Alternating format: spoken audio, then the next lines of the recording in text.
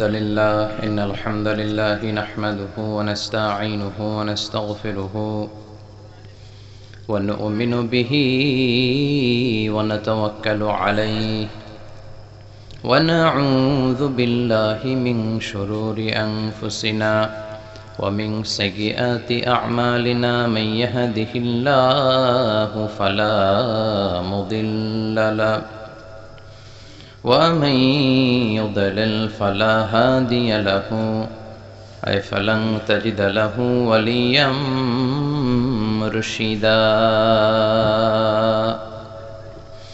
ونشهد أن لا إله إلا الله وحده لا شريك له هو الذي لا ضد له ولا ند له لا مثل له ولا مثيل له لا وزير له ولا كفيل له لا شبه له ولا شبيه له لا ولد له ولا والد له وهو الواحد الفرد الصمد لم يلد ولم يولد ولم يكن له كفوا أحد ونشهد أن سيدنا ونبينا وحبيبنا وبشيرنا ونذيرنا وطبيبنا وطبيب أرواحنا وحبيبنا وحبيب ربنا محمدا عبد الله ورسوله أرسله بالحق بشيرا ونذيرا وداعيا إلى الله بإذنه وسراجا منيرا أما بعد فقد قال الله تعالى في كلامه المجيد وفي فرقانه الحميد أعوذ بالله من الشيطان الرجيم بسم الله الرحمن الرحيم ألهاكم التكاثر حتى زرتم المقابر إن الله وملائكته يصلون على النبي يا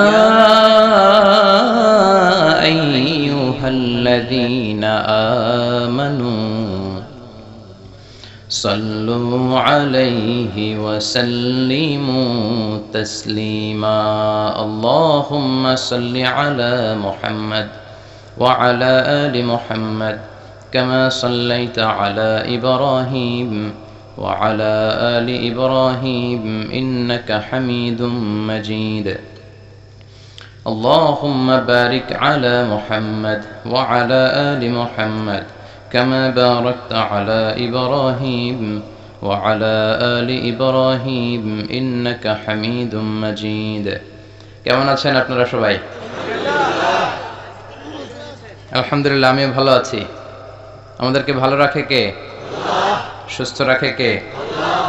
অসুস্থ রাখে কে? আল্লাহ। এজন্য সব সময় প্রশংসা করতে হবে কার? আল্লাহ। খাওয়ার সময় প্রশংসা করবেন কার? আল্লাহ। ঘুমানোর সময়? আল্লাহ। বাজারে যাওয়ার সময়? আল্লাহ। ঘুষ খাওয়ার সময়? ঘুষ খাওয়া যাবে? কথা বলেন। ঘুষ বাংলাদেশে আছে? আর রশি ওয়াল মুরতাশি কিলাহুমা ফিন্নার। ঘুষ যে খায়, ঘুষ যে দেয়, দুইটাই জাহান্নামী। বিশ্বনবী বলেছেন মুহাম্মদ সাল্লাল্লাহু আলাইহি ওয়াসাল্লাম। এজন্য ঘুষের সাথে আমাদের কোনো সম্পর্ক, আমরা জাহান্নামে যেতে চাই। কিন্তু বাংলাদেশের সরকারি অফিসগুলাতে যারা কাজ করে স্টাফ, শুধু তারা ঘুষ খায় না, সরকারি অফিসের টেবিল চেয়ারও ঘুষ খায়। কথা কোন ঠিক কিনা? এজন্য এই ঘুষ থেকে বেরিয়ে আসতে হবে। দুর্নীতির সাথে আমাদের কোনো সম্পর্ক নাই। দুর্নীতিমুক্ত বাংলাদেশ গড়তে চাইলে যে কিতাবটার নিয়ম মানতে হবে, কিতাবটার নাম কি? কিন্তু এই কিতাবের নিয়ম কি এই দেশে চলে? কথা বলেন। সুপ্রিম কোর্টে কি এই কিতাব দিয়ে রায় হয়? সংসদ ভবনে কি এই কিতাব দিয়ে আইন পাশ হয়? বাংলাদেশের পাঠ্যপুস্তকের ভেতরে এই কিতাবের নীতিমালা দিয়ে কি পাঠ্যপুস্তক, এডুকেশন কারিকুলাম নির্ধারণ করা হয়? তাহলে এই দেশের ধ্বংস কেউ ঠেকায় রাখতে পারবে না। ধ্বংস অনিবার্য। যতদিন না আমরা কোরআনের পথে না আসব, ধ্বংস ইজ দ্য মাস্ট, এটা হবেই, কেউ ঠেকাতে পারবে। কোরআন দিয়ে জীবন না সাজালে জীবন সুন্দর হয় না, ঠিক কিনা? কোরআন দিয়ে ফ্যামিলি না সাজালে ফ্যামিলি সুন্দর হয় না। এই ফ্যামিলিটা জান্নাতি ফ্যামিলি হতে পারে। কোরআন দিয়ে সমাজ না সাজালে সমাজ সুন্দর হয় না। কোরআন দিয়ে দুদক না চালালে এই দুদক দিয়ে দুর্নীতি বন্ধ করা যায় না। দুদক কি নাম? দুর্নীতি দমন কমিশন। আমি নাম দিয়েছি ল্যাংড়া দুদক, কারণ এটার ভিতরেও দুর্নীতি আছে না নাই? সর্ষে দিয়ে ভূত তাড়ায়, এখন সর্ষের ভিতরে ঢুকছে ভূত। এটা কি দিয়ে তাড়াবেন? মানুষ পাগল হলে বান্ধে রশি দিয়া, রশি পাগল হলে বানবেন কি দিয়া? তো আল্লাহ তুমি দুর্নীতি থেকে দেশটারে বাঁচাও। আরো আসতে পড়েন আমিন। আমরা সব সময় প্রশংসা করব কার? তার প্রশংসা করে শেষ করা যাবে? পৃথিবীর সব সাগরের পানি যদি কালি হয়, গাছের পাতা যদি খাতা হয়, শুনতেছেন? সাগরের পানি কি হয়েছে? কালি। গাছের পাতা কি হয়েছে? খাতা। তো সাগরের পানি নামক কালি দিয়ে গাছের পাতা নামক খাতার উপরে যদি আপনি আল্লাহর জিকির লিখতে শুরু করে দেন, প্রশংসা লিখতে শুরু করে দেন, তাহলে সাগরের পানিও শেষ হয়ে যাবে, গাছের পাতাও শেষ হয়ে যাবে। আল্লাহর প্রশংসা করে করে শেষ করা যাবে? এজন্য সবসময় প্রশংসা করব কার? আল্লাহর নামের জিকিরে বরকত আছে না নাই? জোরে বলেন। প্রথমে আল্লাহ আল্লাহ, শেষেও আল্লাহ আল্লাহ, আকাশে আল্লাহ আল্লাহ, জমিনে আল্লাহ আল্লাহ। ঠিক কিনা? পড়েন পড়েন, আমার সাথে পড়েন, এটাও একটা জিকির। পড়েন। প্রথমে আল্লাহ আল্লাহ, শেষেও আল্লাহ আল্লাহ, আকাশে আল্লাহ আল্লাহ, জমিনে আল্লাহ আল্লাহ। নিখিল জাহান গায় গুণগান তার নামে গায়, আমরাও গাহি তাআলা হামদে বারি তাআলা, হামদে বারি তাআলা, হামদে বারি তাআলা। সুবহানাল্লাহ। কি নাম! এই নামটা শুধু জপতেই মনে চায়, তাই না? আল্লাহর নামের জিকির করতে করতে কখনো মনে হয়েছে নামটা পুরান পুরান লাগে? যার বয়স 60 হয়েছে, 70 হয়েছে, কখনো কি মনে হয়েছে সেই 60 বছর ধরে একটা নামেরই জিকির করি, পুরান পুরান লাগে? মনে হয়েছে? মনে চায় আরো জিকির করে, ঠিক কিনা? কারণ আমাদের আজানের ভেতরে এই জিকির আছে না নাই? আজানে আমরা কি বলি? একামতের শুরুতে কি বলি? কোরবানির শুরুতে কি বলি? জিকিরের শুরুতে কি বলি? তার মানে আজানে আল্লাহ আল্লাহ, একামতে আল্লাহ আল্লাহ, কোরবানিতে আল্লাহ আল্লাহ, জিকিরে আল্লাহ আল্লাহ। আল্লাহু আকবার। এত মধুর নাম, এ নামের জিকির করে হৃদয়কে তৃপ্ত করা যায় না। হৃদয় চায় আরো জিকির করতে, হৃদয় চায় আরো জিকির করতে। এজন্য সব সময় এই নামটা দিয়ে জিহ্বাটাকে সিক্ত করতে রাজি আছেন তো? আরব দেশের বিভিন্ন রাস্তাঘাটে সাইনবোর্ডে লেখা থাকে যে আল্লাহর জিকিরকে ভুলে যেও না, আল্লাহর জিকিরকে ভুলে যেও না। বিভিন্ন সড়কের শুরুতে লেখা থাকে সুবহানাল্লাহ, আলহামদুলিল্লাহ, লা ইলাহা ইল্লাল্লাহ, যাতে ড্রাইভার চালাতে চালাতে দেখলেই পড়ে সুবহানাল্লাহ, হঠাৎ দেখলেই পড়বে আলহামদুলিল্লাহ, হঠাৎ দেখলেই পড়বে আল্লাহু আকবার। আর আমাদের রাস্তাঘাটের আশেপাশে নায়িকাদের নেকেড সিন আছে না নাই? ড্রাইভার ওদিকে তাকায় থাকে, গাড়ি অ্যাক্সিডেন্ট আছে না নাই? আহা, নজরের হেফাজত চাইলেও করা যায় না। বিষ্ণু বলেছেন কিয়ামতের আগে, one of the minor sign before the day of judgement, কিয়ামতের আগে লোকজন চাইলেও নজরকে হেফাজত করতে পারবে না, ফিতনায় পড়ে যাবে। এখন এই অবস্থাটা হয়েছে না? সংবাদ দেখার জন্য পত্রিকা খোলা যায় না, বিনোদন পেয়ে যাচ্ছে না নাই? খবর দেখার জন্য টেলিভিশন দেখা যায় না, কারণ টেলিভিশনের খবরের মাঝখানেও বিজ্ঞাপন আছে না নাই? রাস্তাঘাটে চাইলেও নজর হেফাজত করা যায় না, সিনেমার বিলবোর্ড এগুলো আছে না নাই? বিষ্ণু বলেছেন আন-নাযার সাহমুন মাসমুম মিন সিহামি ইবলিস, দৃষ্টি নজরটা হচ্ছে শয়তানের বিষ মাখানো তীরবানের মধ্যে থেকে একটা ভয়ঙ্কর তীরবান। এই বিষ মাখানো তীরবান দিয়ে শয়তান যুবক যুবতীদেরকে কাবু করে ফেলে, ঠিক কিনা? এই জন্য যুবক ভাইরা, তোমাদের নজরকে হেফাজত করতে হবে। বিষ্ণু বলেছেন, এক নজর ক্ষমা, দুই নজর গুনাহ। বুঝতে পেরেছেন? হঠাৎ বেগানা একটা নারীর দিকে আপনার চোখ পড়ে যেতেই পারে, ক্ষমা করবে কে?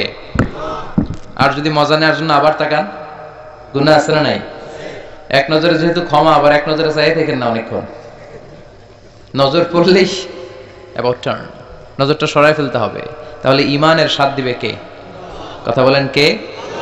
In the day of judgement, কিয়ামতের কঠিন ময়দানে 7 শ্রেণীর ব্যক্তিকে আল্লাহ তাআলা আরশের নিচে ছায়া দিবেন। কয় শ্রেণীর? এক নাম্বার হচ্ছে ইমামুন আদিল, ন্যায়পরায়ণ শাসক। যে শাসক সাম্য, শান্তি, মৈত্রী, ভালোবাসা, ইনসাফ আর জাস্টিসের মধ্য দিয়ে দেশকে পরিচালনা করেছে। এরকম শাসকের দরকার আছে না নাই? কথা কন, এরকম শাসক আমাদের চাই। 2 নাম্বার হচ্ছে ওয়াশাবুন নাশাআ ফি ইবাদাতিল্লাহ, এমন যুবক যে যুবক তার যৌবনটাকে হিন্দি সিনেমা দেখে কাটায় নাই, ব্লু ফিল্ম দেখে কাটায় নাই, ইন্ডিয়ান নায়িকাদের কোমর দুলানো ডান্স দেখে কাটায় নাই। সে তার যৌবন কালটাকে ইবাদতে কাটিয়েছে। কিসে কাটিয়েছে? কথা বলেন। যৌবনের ইবাদতটা আল্লাহর কাছে অত্যন্ত প্রিয়, কারণ যৌবন কালে মানুষের রক্ত থাকে গরম। যুবকরা যা করতে পারে বুড়ারা করতে পারে? কথা কন। আজকে 16 ডিসেম্বর না? এখনো আছে তো না? হ্যাঁ, 11টা আছে, আরো 1 ঘন্টা। তো আজকের এই দিনে আমরা পাক হানাদার বাহিনী থেকে আমাদের এই ছোট্ট ভূখণ্ডটাকে স্বাধীন করেছিলাম। তো স্বাধীনতা যুদ্ধে কি বৃদ্ধ মানুষ অংশগ্রহণ করছে? না, যুবকেরা। পৃথিবীতে যত বিপ্লব হয়েছে, রেভলিউশন, যত জয়, যত বড় বড় ঘটনা, যত কোটা বিরোধী আন্দোলন, নিরাপদ সড়কের আন্দোলন, এগুলো কি বুড়া মানুষরা করতে পারে? বুড়ারা দোয়া করতে পারে। কি করতে পারে? মুরব্বীরা দোয়া করলে কবুল করে কে? কথা বলেন, কবুল করে কে? কিন্তু জুয়ানরা নেতৃত্ব দিতে পারে। এই দামাল ছেলেদের নেতৃত্বের কারণেই, যুদ্ধের কারণেই আজকে আমরা লাল সবুজের পতাকা পেয়েছি। এজন্য আমি বলি, যুবকরা যদি ভালো হয়, ভালো থাকবে বাংলাদেশ। যুবকরা যদি ইসলাম মানে, ভালো থাকবে আমার এই ভূখণ্ড। চিল্লায় বলেন ঠিক কিনা? এজন্য ওয়াশাবুন নাশাআ ফি ইবাদাতিল্লাহ, এমন যুবক যার যৌবনটা সে আল্লাহর ইবাদতে কাটিয়েছে। যুবক অবস্থায় কেউ যদি ইবাদত করে, বয়স হয়ে গেলে ইবাদত করতে না পারলেও আমলনামায় ইবাদত লিখে দিবে কে? সুবহানাল্লাহ পড়বেন না? কি এক আল্লাহ আমরা পাইছি! যুবক অবস্থায় যা করব, বৃদ্ধ অবস্থায় আল্লাহ ওইটাই লিখবে। কারণ বয়স্করা সালাত পড়তে পারে না, ফজরের সময় কোমরে ব্যথা আছে না নাই, মসজিদে যেতে পারে না, অসুস্থ, ঠান্ডা, কাশি, রোগ বালা শেষ নাই। তখন ফেরেশতারা আল্লাহর জিজ্ঞেস করে, আল্লাহ নামাজ তো পড়তে পারে না বুড়া মানুষ। আল্লাহ বলে, যৌবনকালে কি করতো দেখ। আমলনামায় দেখা গেল যৌবনকালে গান গাইতো, রুব্বানে নাচে কোমর দুলাইয়া। ফেরেশতারা কয়, তোরেও পিডামু আমরা ঝুলাইয়া। ঠিক কি না? আল্লাহ বলবে, লেখ। যৌবনকালে যা করছে আকাম কুকাম সব লেখ। আর যারা ইবাদত করেছে, আল্লাহ বলবে, দেখ তো এই বুড়া মানুষটার যৌবনকালে কি ছিল কাজ। তখন ফেরেশতারা বলবে, আল্লাহ যৌবনকালে তাফসির মাহফিলে ওর মিছিলের চোটে তাফসিরের ময়দান থারথার করে কাঁপতো। সে ইসলামের পক্ষে শক্তি ছিল। সে রাতের আধারে তাহাজ্জুদের নামাজ পড়তো। সুবহানাল্লাহ পড়েন। আল্লাহ বলবেন, যৌবনকালে যা করেছে ওইটা এখন নামাজ পড়তে না পারলেও যৌবনে যা করছে ওইটাই আমলনামায় লিখে দে। এটাকে বলে আফটার সার্ভিস অ্যাপ্রিসিয়েশনের মতো, যেটাকে বাংলাদেশে বলে, কি বলে এটাকে, পেনশন স্কিম। ঠিক কিনা? 30 বছর 40 বছর গভর্নমেন্ট জব আপনি করেছেন, তো যখন চাকরি ছাড়বেন তখন আর কাজ করার সুযোগ নাই, কিন্তু গভর্নমেন্টের পক্ষ থেকে টোকেন অফ অ্যাপ্রিসিয়েশন আছে না নাই? 30 লক্ষ 40 লক্ষ টাকার একটা অ্যাপ্রিসিয়েশন আপনাকে দিবে। আল্লাহর কাছেও এরকম পেনশন আছে না নাই? ওই পেনশন পেতে চাইলে যৌবন কালটারে ইসলামের পক্ষে কাজে লাগাতে হবে। রাজি আছি না নাই? তাহাজ্জুদের সালাতে জায়নামাজ ভিজাতে হবে। রাজি আছি না নাই? যাদের হৃদয়ে আছে আল্লাহর ভয়, তারা কভু পথ ভুলে যায় না। আল্লাহর প্রেম ছাড়া এই দুনিয়ায় কারো কাছে কোনো কিছু চায় না। পড়েন, যাদের হৃদয়ে আছে আল্লাহর ভয়, তারা কভু পথ ভুলে যায় না। আল্লাহর প্রেম ছাড়া এই দুনিয়ায় কারো কাছে কোনো কিছু চায় না। রাতের আধারে যারা সেজদাতে রায়, দু চোখের শ্রুতে নদী যেন বয়। রাতের আধারে যারা সেজদাতে রায়, দু চোখের শ্রুতে নদী যেন বয়। চলনার হাছানি যতই ডাকুক, চলনার হাছানি যতই ডাকুক, পেছনে ফিরেও সে তাকায় না। যাদের হৃদয়ে আছে আল্লাহর ভয়, তারা কভু পথ ভুলে যায় না। আল্লাহর প্রেম ছাড়া এই দুনিয়ায় কারো কাছে কোনো কিছু চায় না। চিল্লায় বলেন ঠিক না? এজন্য যৌবনকালে আল্লাহর ভয় অন্তরে থাকতে হবে, তাহলে বুড়া বয়সে আমলনামাটারে সওয়াব দিয়ে পূর্ণ করে দিবে কে? এজন্য যুবক ভাইয়েরা, কোনোভাবেই সময়টাকে নষ্ট করা যাবে না। পর্নোগ্রাফি, হিন্দি সিনেমা, জি বাংলা, স্টার জলসা, এগুলো কোনো মুমিন দেখতে পারে? কথা বলেন। কোনো মুমিন চাইলেই মাদকের সাথে সম্পর্ক রাখতে পারে, জুলুমের সাথে সম্পর্ক রাখতে পারে, যৌতুকের সাথে সম্পর্ক রাখতে পারে, ঘুষের সাথে আমাদের কোনো সম্পর্ক থাকতে পারে না। আল্লাহ তুমি সহি সমাজ দান করো, আমরা পড়ি আমিন। আর জোরে পড়েন আমিন। ইসলামী সমাজ কল্যাণ ও যুব সমাজের উদ্যোগে প্রথম বার্ষিক তাফসীরুল কোরআনের মাহফিল, এই প্রথম না? এর আগে এখানে হয় নাই। প্রতি বছর এটা থাক, চালু থাক, কোরআনের কথা আমরা শুনতে পাই। এটা আমরা চাই কি চাই না? সবাই চান। আল্লাহ তুমি কবুল করো। 5 মহাবই, এটা কি গ্রামের নাম? কি নাম? 5 মহাবই ও বাঘারিচর জামে মসজিদের উদ্যোগে আজকের এই প্রোগ্রাম। আজকের মাহফিলে আসতে পেরে আমরা খুশি না বেজার? কম না বেশি? আজকে আমরা যে বইটা থেকে কথা শুনবো, বইটার নাম কি বলেন তো? আরো জোরে বলেন, কি নাম? আপনাদের এই এলাকার বা ময়মনসিংহের এই রিজিয়নের একটা ছেলে আছে, নাজমুস সাকিব, যে এই কোরআন মুখস্থ করে গোটা বিশ্বটারে কাঁপিয়ে দিছে। শুনছেন? আলহামদুলিল্লাহ পড়েন। বাংলাদেশে ফার্স্ট হয়েছে, ইন্ডিয়ায় ফার্স্ট হয়েছে, সৌদি আরবে ফার্স্ট হয়েছে, দুবাইতে ফার্স্ট হয়ে গোটা বিশ্বে 1 নাম্বার হাফেজ হয়েছে। এজন্য ছেলে মেয়েদেরকে এই কোরআনটা শিখাতে হবে। রাজি আছেন তো? যতদিন না ঘরের ভেতরে এই কোরআন না ঢুকবে, ততদিন আমাদের কল্যাণ আসবে না। Quran is not for your bookshelf, Quran is for yourself. কোরআন তোমার বুক সেলফের জন্য না, কোরআন তোমার জন্য। সুবহানাল্লাহ পড়েন। কিন্তু আমরা নিজেরা কোরআন না করে কোথায় রাখি? কোথায়? বুক সেলফে। তাও নিচের তাকে না, একেবারে উপরের তাকে, যাতে কেউ ধরতে না পারে। কথা কন। মাকড়সার বাসা পড়ে একেবারে কঠিন দশা। বিশ্বের সবচাইতে নন্দিত কিতাবটা আজকে সবচাইতে উপেক্ষিত। এজন্য ছেলে মেয়েগুলারে মানুষের মতো মানুষ যদি বানাতে চান, শুরু থেকেই এই কোরআন শিখাইয়া দিতে হবে। রাজি আছেন তো? অনেকে ভাবে আমার ছেলে যদি কোরআন পড়ে তাহলে ও না খেয়ে থাকবে, বলে বলে চাকরি পাবে না, ওর সম্মান থাকবে না। কই, আমরা তো অনেক সম্মান পাই আলহামদুলিল্লাহ। আমরা যে সম্মান পাই, মন্ত্রীরাও এই সম্মান পায় না। আলেমরা যে সম্মান পায় দুনিয়ার বুকে, মেম্বার অফ দ্য পার্লামেন্টরাও এটা পায় না। চিল্লা এখন ঠিক কিনা? কারণ এই সম্মানটা আমাদের ব্যক্তিগত কারণে না, এই সম্মানটা কোরআনের সাথে লাগার কারণে। কোরআনের সাথে যেই লাগে মর্যাদা বাড়ায় কে? কোরআনের গিলাফ আছে না, চেনেন? কথা কন। কি বলেন এটার? কি কন? কাভার কোন আপনি? আচ্ছা কভার, আপনার কোন গিলাফ? এই যে কোরআনের গিলাফ দেখবেন বাজারে সবচেয়ে কম দামি কাপড় দিয়ে বানায় না? টেকটন কাপড়। কি কাপড়? 25 টাকা গজ না? আর প্যান্ট, শার্ট, ব্লেজার এগুলো বানায় অনেক দামি কাপড় দিয়ে। কিন্তু ওই দামি কাপড় দিয়ে বানানো প্যান্ট শার্ট যদি কখনো পায়ে লাগে, কেউ চুমা খায়? খায় না। কিন্তু 25 টাকা গজের টেকটন দিয়ে যদি কোরআনের গিলাফ বানায় কেউ, ওই গিলাফ যদি কারো পায়ে লাগে, হ্যাঁ, চুমো খায়।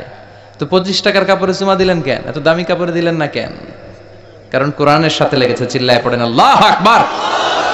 এজন্য আপনার ছেলেরেও যদি কোরআন পড়ান, তাহলে ছেলের মর্যাদা বাড়ায় দিবে কে? যারা কোরআন পড়ে তারা মেরিটোরিয়াস হয়, তারা এক্সেলেন্ট হয়। They become genius, excellent, meritorious, unparallel, supercalifragilisticexpialidocious. আল্লাহু আকবার। তারা ইউনিক হয়, তাদের মতো কেউ হতে পারে? কারণ কোরআন যে পড়ে সেই ছেলেটা পড়ুয়া হয়। কি হয়? কোরআনের প্রথম কথা হচ্ছে পড়ো। কোরআনের প্রথম কথা কি? আল কোরআনের প্রথম বাণী পড়ো, আল হাদিসে নবীর কথা পড়ো। আল কোরআনের প্রথম বাণী পড়ো, আল হাদিসে নবীর কথা পড়ো। পড়ে পড়ে শেখো, শিখে শিখে তুমি তোমার নিজের জীবন গড়ো। আল্লাহু আকবার। পড়বেন আর জীবন গড়বেন। এজন্য আমি বলি, teach your children the Holi Quran. The Holi Quran will teach your children everything. আপনি আপনার ছেলের শুধু কোরআনটা শিখান, কোরআন আপনার ছেলের সারা দুনিয়াটা শিখাই দিবে। এজন্য কোরআন শিখাতে রাজি আছেন তো? এমন এক কিতাব, একটা অক্ষর বললে 10টা নেকি পাওয়া যায়। পৃথিবীর আর কোনো কিতাবে পাওয়া যাবে? শ্রীমদ্ ভগবত গীতা, ওম শান্তি ওম, বুদ্ধাং শরণং গচ্ছামি, ধম্মাং শরণং গচ্ছামি, নির্বাণাং পরমং সুখং, নির্বাণাং পরম শান্তি, ওম শান্তি। কয় সওয়াব? সওয়াব কয়টা? কথা কন। আর যদি পড়েন আলিফ লাম মিম, সুবহানাল্লাহ কইবেন না? কি এক কিতাব আল্লাহ দিল। আলিফ লাম মিম, বিষ্ণু বললেন লা আকুলু আলিফ লাম মিম হারফুন বাল আলিফু হারফুন, লামু হারফুন ওয়া মিমু হারফুন। সূরা বাকারার শুরুতে যে আলিফ লাম, মনে করো না তিনটা মিললে এক অক্ষর, বরং আলিফ ওয়া হারফুন। আলিফ একটা হারফ, লাম একটা হারফ, মিম একটা হারফ। আলিফ লাম মিম বললে আপনার আমলনামায় 30টা রিওয়ার্ড সওয়াব দিয়ে দিবে কে? এক একটা আয়াত পড়লে জান্নাতের বিল্ডিং এক এক তলা করে উঁচা করে দিবে কে? কিয়ামতের ময়দানে সুপারিশের ব্যবস্থা করে দিবে কে? এজন্য কোরআনের সাথে সম্পর্ক বাড়ানোর দরকার আছে না নাই? এই কিতাবটাতে কোনো ভুল আছে কি? সন্দেহ আছে? This is the book, the most authentic, original, reliable source of knowledge in the world, whereof there is no doubt in it, and a guidance to those who are muttaqin. এই বইটা এমন বই যে বইয়ে কোনো ভুল নাই, সন্দেহের অবকাশ নাই। মুত্তাকিনদের জন্য গাইডলাইন করে বইটারে পাঠালো কে? কথা বলেন। এজন্য সব সমস্যার সমাধান কোরআনে আছে না নাই? সমাধান চাও যদি জীবনে, মরণে ফিরে যাও, খুঁজে নাও, চোখ রাখো কোরআনে। চোখ কোথায় রাখবেন? না টিভির পর্দায়? জি বাংলার পর্দায়? চোখ কোথায়? কথা বলেন। সমাধান পড়েন। সমাধান চাও যদি জীবনে, মরণে ফিরে যাও, খুঁজে নাও, চোখ রাখো কোরআনে। If you want the solution this dunya and akhirah, go back, have a look to the holy Quran. Subhanallah. Problem solving methodology, সমস্যার সমাধান করে দেয়, কখনো সমস্যা পাকায় না। ওই কিতাবটার নাম কি? পড়তে রাজি আছেন? ধরতে রাজি আছেন?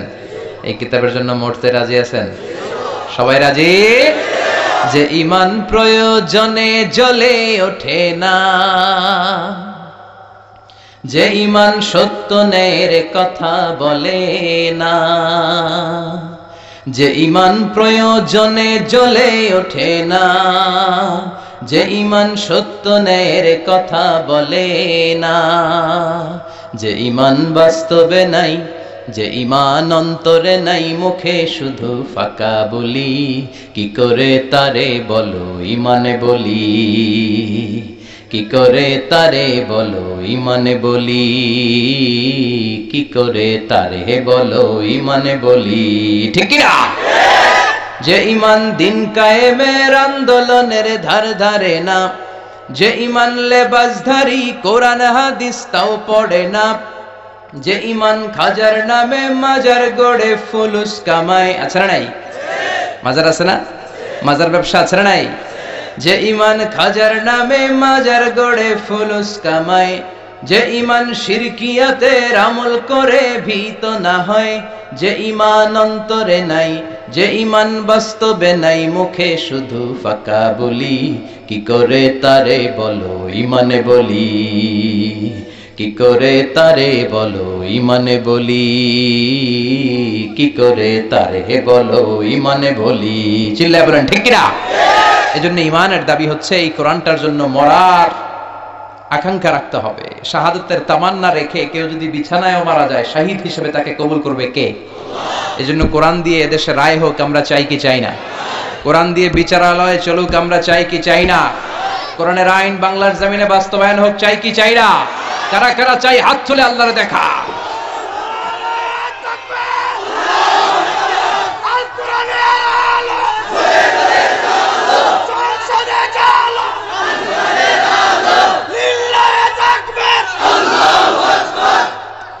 আল্লাহ আমাদের স্লোগানকে তুমি কবুল করো। এই যে কোরআনের কথা শুনলে আমরা আবেগতাড়িত হয়ে যাই, আমাদের আবেগটুকুকে তুমি in the day of judgement, কিয়ামতের দিন মিজানের পাল্লায় উহুদ পাহাড়ের সমান ভারী করো। আজকের প্রোগ্রামটাকে তুমি কবুল করো। এই কোরআনটা পড়তে হবে। প্রথম দায়িত্ব হচ্ছে কি করতে হবে? ওয়ারাত্তিলিল কোরআনা তারতিলা, তারতিলের সাথে কোরআন পড়ো, তাইলেই সওয়াব। ইচ্ছা মতো পড়লে সওয়াব আছে, কথা কন।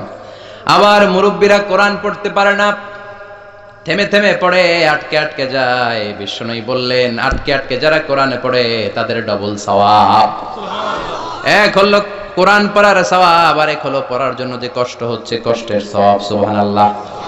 আবার আল্লাহ বললেন, ওয়া ইযা কুরিআল কুরআনু ফাসতামিউ লাহু ওয়া আনসিতু লাআল্লাকুম তুরহামুন। ও নবী, যখন কোরআন তেলাওয়াত হয়, যখন কোরআনের আলোচনা হয়, কোরআনের তাফসীর হয়, কান লাগিয়ে মনোযোগ দিয়ে শুনবা। কার কথা? এই কোরআনের তেলাওয়াত যদি মনোযোগ দিয়ে শুনতে শুরু করে দাও, রহমতের বাড়িধারা তোমার উপর নাজিল করবে কে? তাহলে প্রথম দায়িত্ব কোরআন পড়তে হবে বিশুদ্ধভাবে, তাহলেই সওয়াব। 2 নাম্বার দায়িত্ব কোরআন শুনতে হবে। গান শোনা যাবে না। গান শোনা যাবে? কি শুনতে হবে? শেখ আব্দুর রহমান আস-সুদাইসির তেলাওয়াত ভালো লাগে না? শেখ সুরাইমের তেলাওয়াত, বান্দার ইবনে আজিজ আল বালিলা তেলাওয়াত কেমন লাগে? শেখ মিশারি রাশেদ আল আফাসি ভালো লাগে না? আইয়ুব বিন ইউসুফ কেমন লাগে? খালিল আল হুসারি, শুনলে মনে হয় আকাশ থেকে এখনই কোরআন নাজিল করছে। এজন্য কোরআনের প্রতি প্রথম দায়িত্ব কোরআনের তেলাওয়াত। বিশ্বনবী বললেন, মান লাম ইয়াতাগান্না বিল কোরআন ফালাইসা মিন্না। আমার যে উম্মত গুনগুন করে, সুর করে, সুন্দর করে কোরআন তেলাওয়াত করে না, ওই লোক আমার উম্মত হতে পারে না। সুর করে পড়বেন। অনেকে কয়, হুজুর আমার সুর নাই। কি নাই? আপনার যেটা আছে ওইটাই আপনার সুর। সুর নাই কে কইছে? টয়লেটে ঢুকলে তো কত সুর বাইরে হয় আপনার। গোসলখানায় কাপড় কাচার সময় গান আছে না নাই? টয়লেটে ঢুকলে গান আছে না নাই? তখন আপনার সুর আসলো কোত্থেকে? এজন্য যার গলায় যতটুকু সুর আছে, প্রাণ ভরে ওই সুর দিয়ে তেলাওয়াত করেন, আমল নামাটারে সওয়াব দিয়ে পূর্ণ করে দিবে কে? বিশ্বনবী একবার আবু মুসা আল আশারীর বাড়ির পাশ দিয়ে গেলেন। আবু মুসা আল আশারী কোরআন থেকে তেলাওয়াত করছিলেন। সকালবেলা ফজরের পর বিশ্বনবী আবু মুসা আল আশারীর ডেকে বললেন, ও আবু মুসা, লাকাদ উতিতা মিজমারান মিন মাজামিরি আলি দাউদ। আল্লাহ দাউদ নবীর গলার ভেতরে যে চমৎকার সুরের ঝংকার দিয়েছে, আমার উম্মতের মধ্যে তোমার গলায় সেই সুর আল্লাহ দিয়েছে। আবু মুসা বলে, নবী, আমি তো কোনোদিন আপনার সামনে দাঁড়িয়ে কোরআন তেলাওয়াত করি নাই, জানলেন কেমনে? বিশ্বনবী ডেকে বললেন, আবু মুসা, গতকাল সারা নামাজের পর তোর বাড়ির পাশ দিয়ে যাচ্ছিলাম, দেখলাম তোর ঘরের ভেতরে থেকে তেলাওয়াত। কান লাগিয়ে শুনে দেখি এই কণ্ঠটার কারো কণ্ঠ নয়, এটা আমার সাহাবী আবু মুসার কণ্ঠ রে আবু মুসা। আমি গতকাল তোর ঘরের বাইরে দাঁড়িয়ে জানালা দিয়ে তোর কণ্ঠের তেলাওয়াত শুনেছি। আবু মুসা বলে, নবী, আমি তো জানতাম না যে আপনি তেলাওয়াত শুনেছেন। আমি যদি টের পেতাম গো নবী আপনি দাঁড়িয়ে শুনছেন ফজরের আগ পর্যন্ত, আমি তেলাওয়াত করা বন্ধ করতাম না। এজন্য প্রথম দায়িত্ব সুন্দর করে তেলাওয়াত করা। কোরআন তেলাওয়াত করলে অন্তরের ঈমান বাড়িয়ে দেয় কে? তারপরে কোরআন শ্রবণ করা। আপনি তেলাওয়াত করবেন, আপনার স্ত্রী শুনবে, আপনার স্ত্রী তেলাওয়াত করবে, আপনি শুনবেন। এই দৃশ্য দেখলে ছোটবেলা থেকে আপনার বাচ্চাটারে কোরআনওয়ালা বানাবা কে? আমার বাবার মুখে প্রথম যেদিন শুনেছিলাম গান, সেদিন থেকে গানি জীবন, গানি আমার প্রাণ। আচ্ছা নাই? তো শুনছে গান, তো গানই তোর জীবন হবে, জান প্রাণ হবে, ঠিক কিনা? যদি শুনতো কোরআন, কোরআন হতো ওর প্রাণ, ঠিক কিনা? আমার বাবার মুখে প্রথম যেদিন শুনেছি কোরআন, সেদিন থেকে কোরআনই জীবন, কোরআনই আমার প্রাণ। আল্লাহু আকবার। এজন্য কোরআন যেন আমাদের জান প্রাণ হয়, কোরআন যেন আমাদের চক্ষু শীতলের কারণ হয়। অবসর সময়টা যেন আমরা কোরআন শুনি। রহমত দিয়ে ঘরটারে ভরে দিবে কে? ঘরটারে জান্নাতি ঘর বানাবে কে? অনেকে বলে, হুজুর আমার ছেলে কথা শুনে না, খালি ভিডিও গেমস খেলে। এরকম ঝামেলা আছে না নাই? হুজুর কিচ্ছু দিলে থামে না, মোবাইল দিলে থামে, আছে না নাই?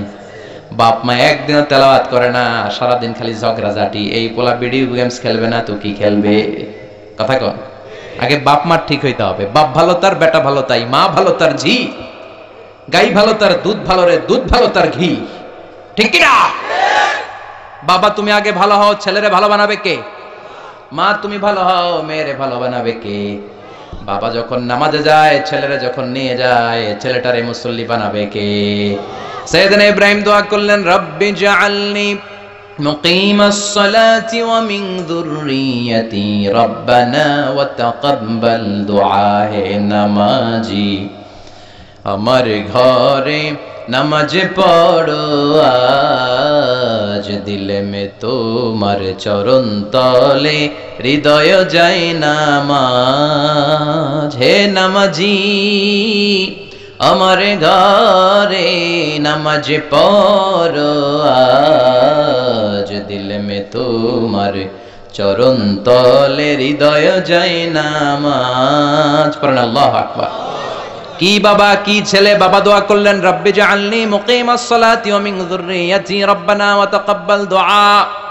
ও আল্লাহ, আমার নামাজ কায়েমকারী বানান, আমার কলিজার টুকরা ইসমাইল রেও নামাজ কায়েমকারী বানান। সাইয়েদনা ইব্রাহিম যখন নামাজে দাঁড়াতেন, সাথে থাকতো ইসমাইল। সুবহানাল্লাহ। এভাবে আপনারাও যদি বাবা যখন দাঁড়াবে নামাজে, ছেলেও যদি দাঁড়ায়, ছেলেরও মুসল্লি বানাবে কে? কথা বলেন কে? এজন্য ছোট্টবেলা থেকে শিখান। সাইয়েদনা ইব্রাহিম আলাইহিস সালাম শিখালেন, একের পর এক আল্লাহ সাইয়েদনা ইব্রাহিমের পরীক্ষা নিলেন। ছোট্টবেলায় সাইয়েদনা ইসমাইল যখন দুধের শিশু, আল্লাহ বললেন, যাও ইসমাইলের মাকে আর ইসমাইলকে মক্কায় রেখে আসো। সাইয়েদনা ইব্রাহিম রেখে আসলেন, এই পরীক্ষায় পাস। সুবহানাল্লাহ পড়েন। আবার বললেন, বাপ বেটা মিলে নামাজ কায়েম করো, এই পরীক্ষায় পাস।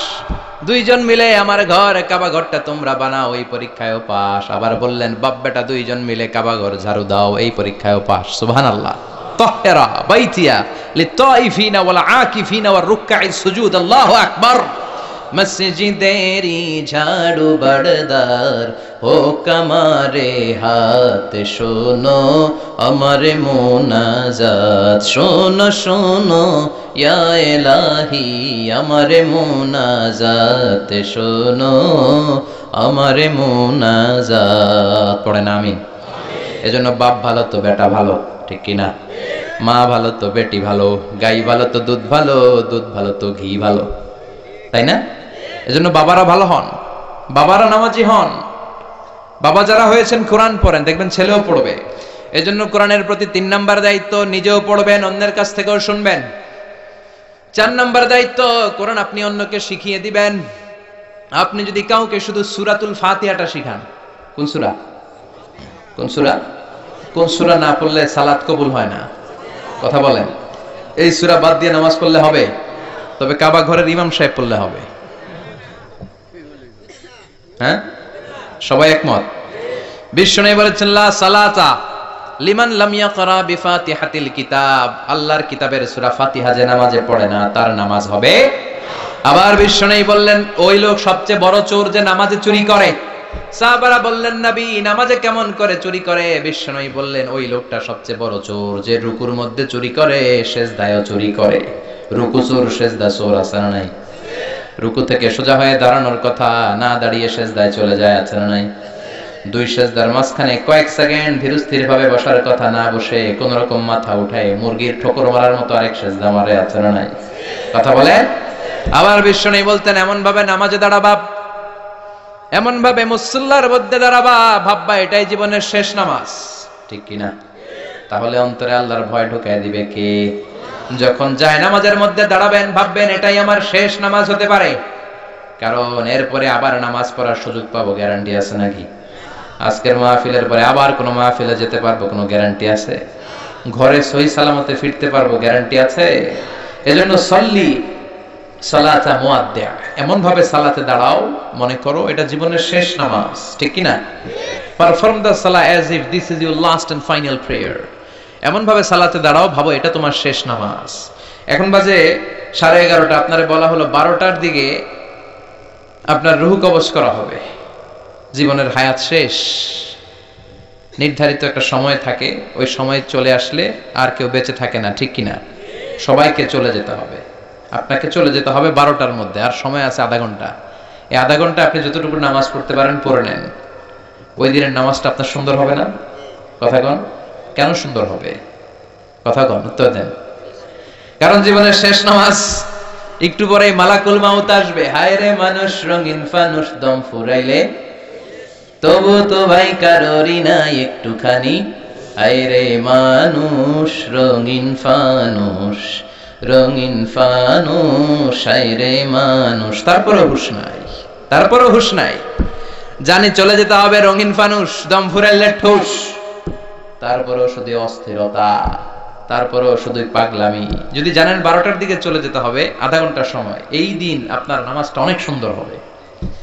আপনি অজু বানাবেন চমৎকার করে, আতর মেখে, পাঞ্জাবি পরে, এমন ভাবে আল্লাহর সামনে আপনি দাঁড়াবেন, জীবনের শ্রেষ্ঠ নামাজ আপনার ওই নামাজ হয়ে যাবে।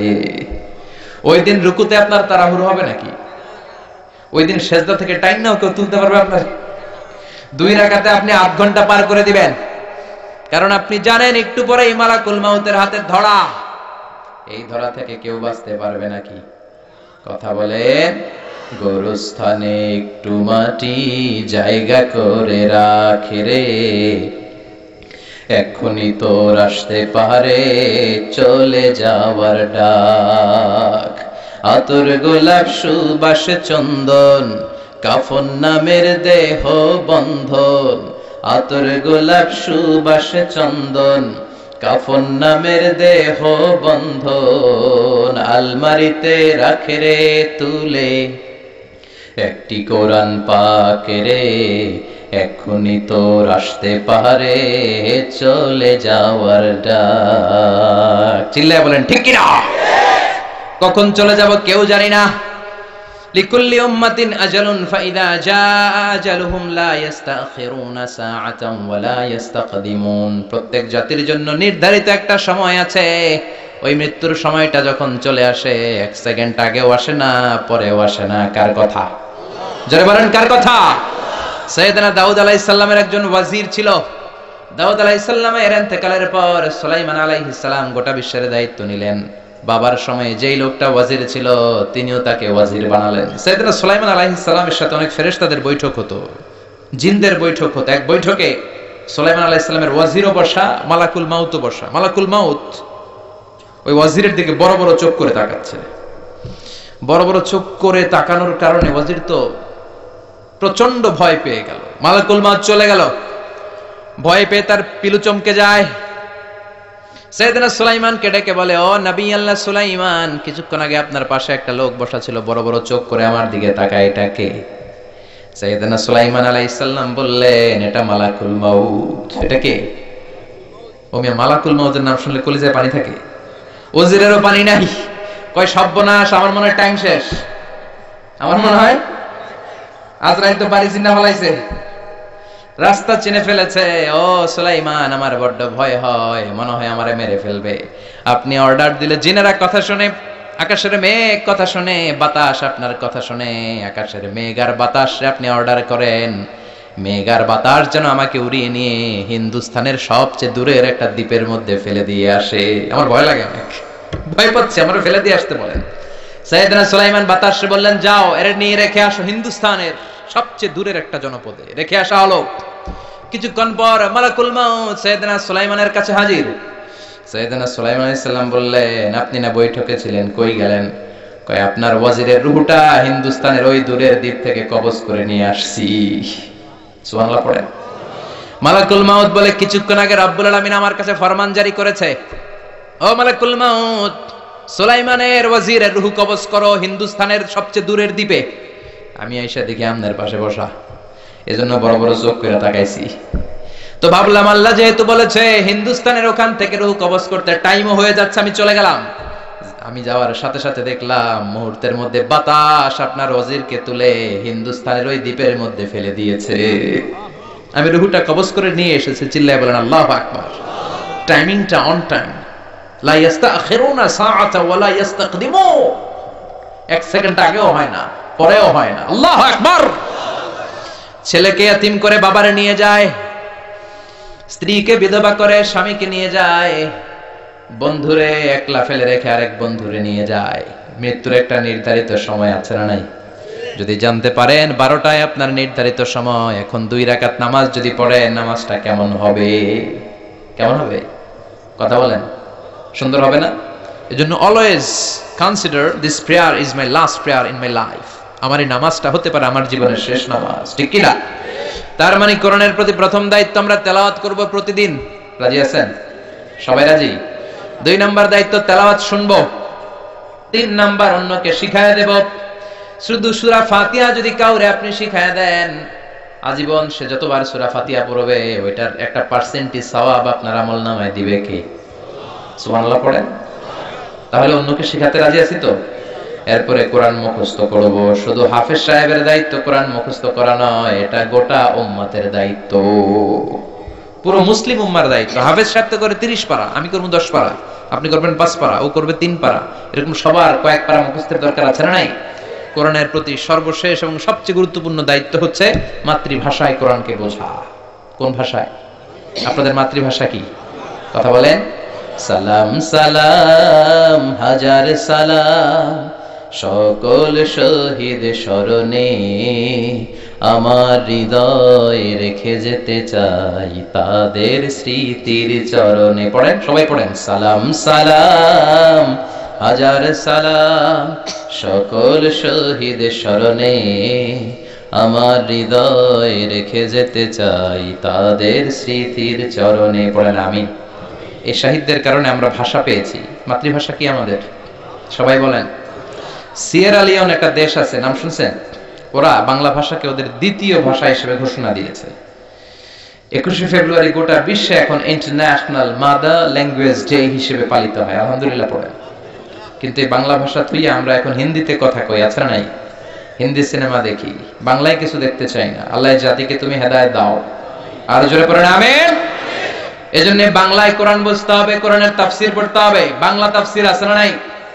আরবি তাফসীর বুঝেন না, আল্লাহর দরবারে আপনি এক্সকিউজ করবেন, আল্লাহ আরবি বুঝি নাই।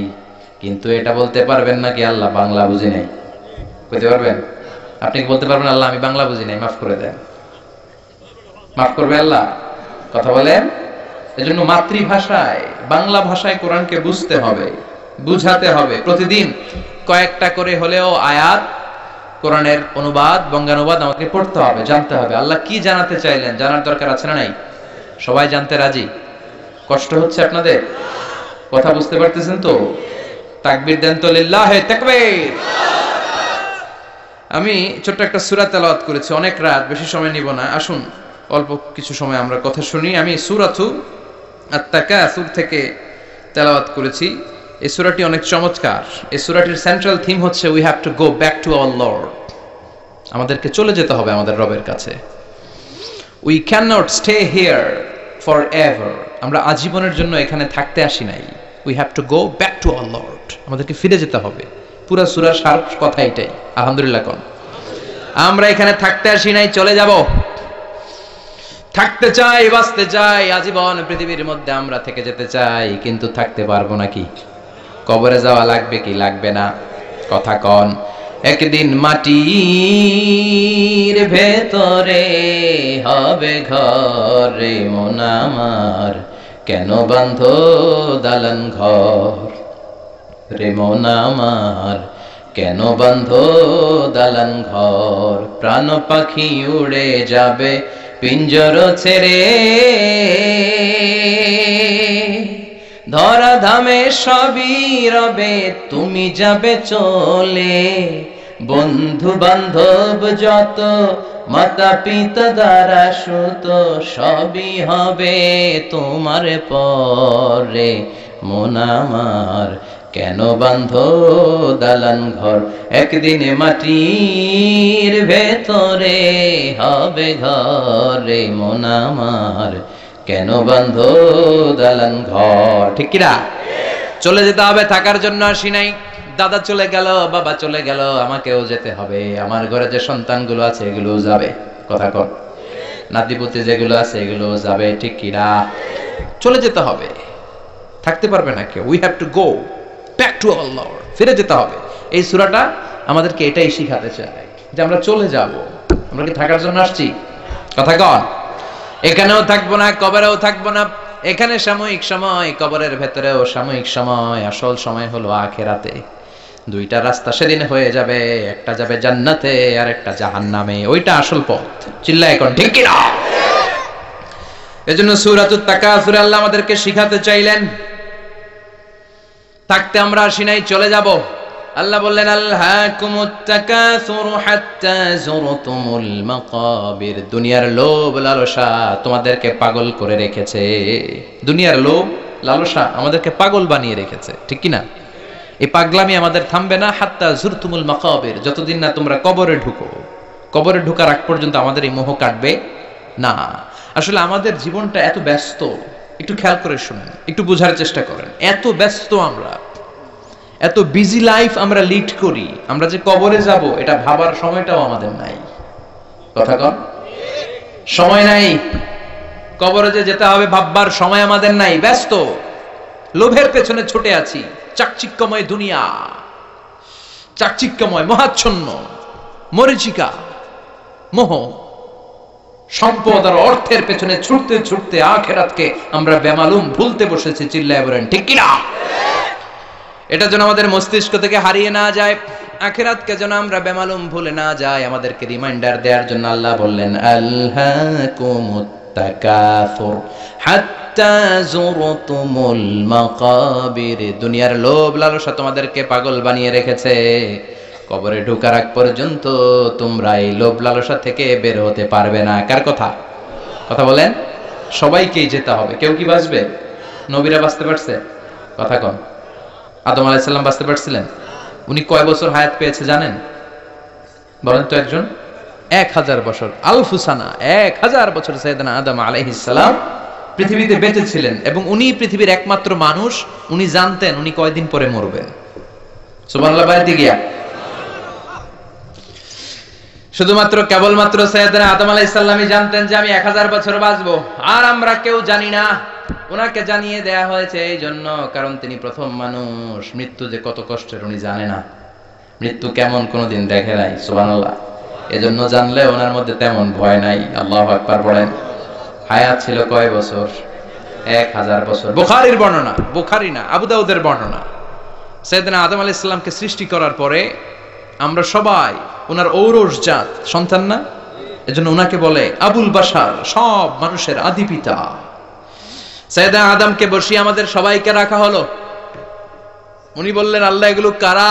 এই কোটি কোটি। আল্লাহ বললেন এই কোটি কোটি মানুষ তোমার সন্তান। হঠাৎ তিনি একটা রূহকে দেখে পছন্দ করে বললেন আল্লাহ এই রূহটা কার রূহ?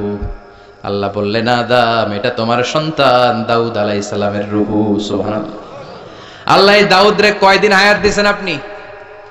আল্লাহ বললেন ওরে দিয়েছি 40 সানা, মাত্র 40 বছর।